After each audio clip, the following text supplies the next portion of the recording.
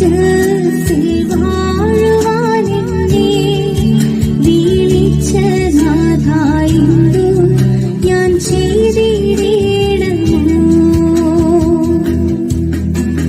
ജീവിത ശുദ്ധി നേടി ജീവിതം ശുദ്ധമാക്കാം. ജീവിത ശുദ്ധി നേടി ജീവിതം ശുദ്ധമാക്കാം. ജീവൻ സമൃദ്ധമായ ദാനം പകർന്നിടുക.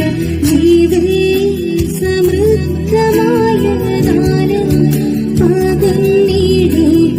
ഭക്ത പ്രത്യാശ